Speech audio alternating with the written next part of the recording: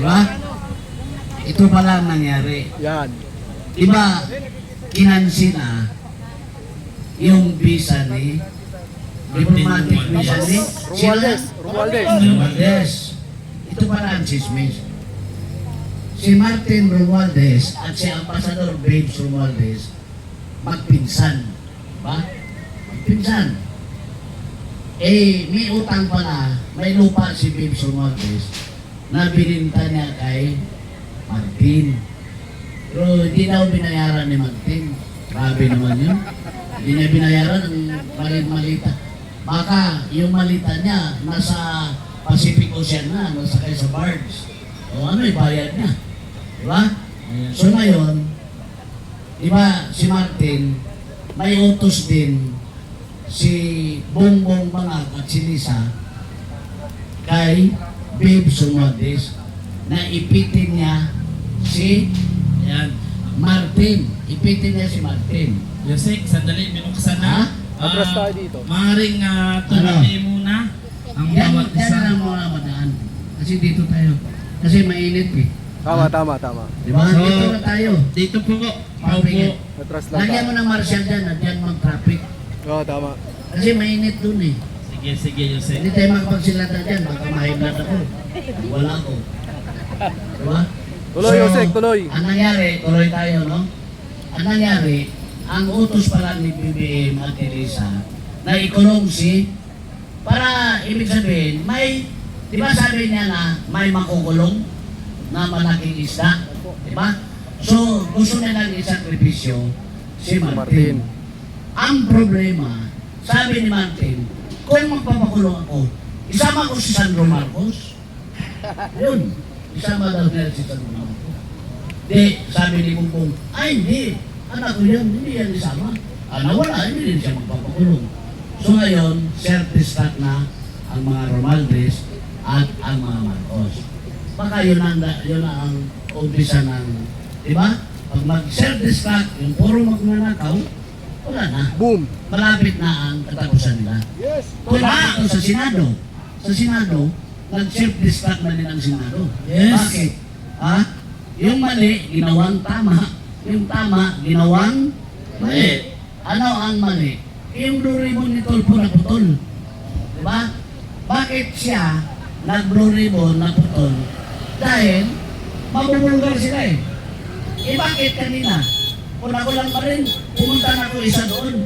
At sinabi ko doon, ikaw Tulfo, ikaw ang nag-ibisay ka sa amin na ikaw man dapat ibisagin at tumanggap ka, ako lang bigay sa iyo eh. Mali yun, mali. Diba? Yosek, Ha? correction na. Naroon ang 18 marilis sa Ano yun? kanina. Okay. Hinahantay lang. Oo. Kaso, bigla Kasi ituturo nila si Tulfo na tumanggap pati si Sulto. Kung sino-sino ang maganda sana yun. Oh.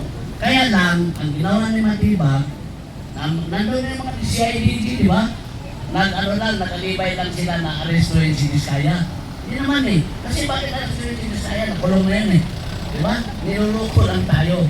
So, nandun si Matibag, dahil pag may Marines na pumunta doon, i-contempt, saka pag-contempt, sabihin, pinanggaling kayo. Contempt. Aresto mayor sa Sandin at Arms, ikulong. Saka kunin ng NBI, sa custody ng NBI, at ikulong ang 18 Marines. So, yun ang katotohanan na talagang loko-loko itong mga Senado na pinamunuan ni Gatchalian. Pero mo, anong mali ginawa nila? 12 lang sila, majority. Ang 12 ginawa nilang tama. Ginawang Mali 13. yun eh. Kahit sinong tanongin, kahit ordinary yung estudyante, bata. Sabi, ang 50 plus 1 is 12. 13. Yun ang sinabi ng batas. Yun ang, kaya nga mahilig sila sa mali dahil mali din yung amo nila eh. Di ba si Bongbong Bangag, mali? Ang tama, ginawang mali. Ang mali, ginawang tama. Yun, lahat na sila, so nagkagulo na. Nagkagulo na ang mga Romualdez at Marcos, nagkagulo na ng Senado, all the institutions in government are now dysfunctional. Ano yung gawin natin?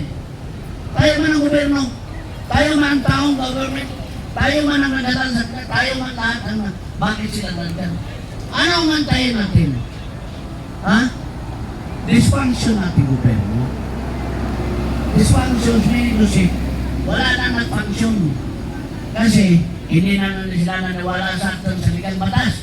Sino bang gumawa ng saligang batas?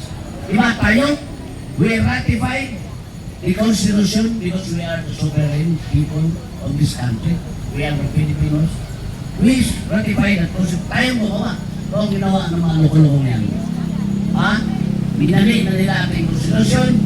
This is no longer rule of law, but rule of men. At sino yun? Sa pamumuno ni Bangag Bibi. So bakit ipatagal pa natin ito?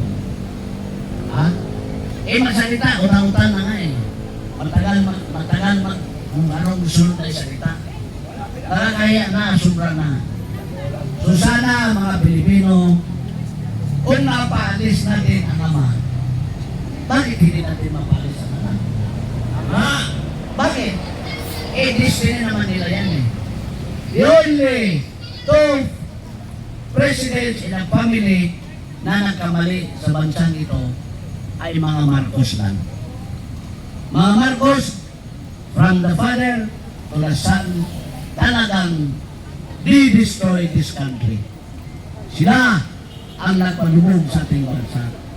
So sana, kung mapaalis natin si mga no more Marcos, ever and ever again in this country, then we will have to start over and over again. Ayusin natin ang bansa natin with the leadership of what we believe si Inday Sara na isang lahing Duterte na magpapatino sa ating bansa, ituloy yung pinag-umpisan ni Tatay Digong na sinira ni anak na Marcos na Bangag. So yun lang ang ibigay ko sa iyo. Isunod mo na ang sino magsalita, ikaw na naman. Yes. Sino po ang gustong magsalita, pumunta rito, magpahayag ng kanilang mga saloobin, pero mayroon lang po tayong rules na bawal magmura. Kaya nga hindi na ako masyadong nagsasalita ngayon dahil mahirap na. Hindi tayo makapagpigil. Kaya we invite everyone na magsalita, magpahayag ng saloobin laban sa nangyayari ngayon. Kanina po, ikwento ko lang. Naroon po ang ating 18 Marines kanina sa loob ng Senado at handang-handa sila na tumistigo, magsalita doon sa Blue Ribbon ni Bendalo.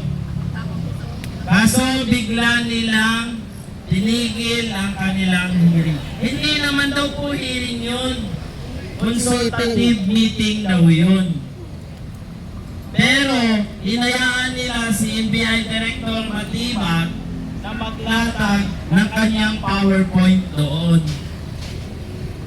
Diba nakikita natin na kung ano talaga ang administrasyon ngayon. Kaya mga kasama, tulad ng mga kasama ko dito, araw-araw, gabi-gabi, yung ibang nagtatampo sa akin, nagagalit sa akin, kung ano po ang command ni Tatay Rani, yun lamang po ang ginagawa ko. Dahil as namumuno po dito na si Tatay Rani at si Kong Mike, ay kung ano po ang ibinababa sa akin, yun lamang po ay sinusunod ko. Kung may mga hindi man ako napapansin, hindi ko napasasalamatan, pasensya na kayo. Dahil sa dami natin, hindi na natin lahat minsang ma-recognize. No? Sana bawat pagkukulang ng bawat isang kasamahan natin ay punuan na lang natin. Kasi sa panahon ito, kailangan po magkaisa tayo. Wala naman pong perpekto na taong na nakatayo ay hindi perpekto. Pero, perpekto nga ang pangalan. Pero hindi perpekto. Pero, ang nais ko lang po, kasi pag nandyan yung respeto natin sa isa't isa, yan ay matatapos at sasama-sama tayo na harapin ang problema ng bayan ito. Kaya mga kasama, muli, ako ay humihingi ng paumanhin sa mga hindi ko nare-recognize at kung may pagkukulang man ako, kasama ko man kayo dito sa hirap na to, eh, punuan na lang natin bawat isa. Kaya, Sabi mo, you're a lawyer, then you're talking like that. Huwag ka magsalita ng internal natin. Naririnig ng lahat, they're live. Live yan eh. Hindi ko, problema natin lahat yan. Sige, tuloy. Wala yung... Ito,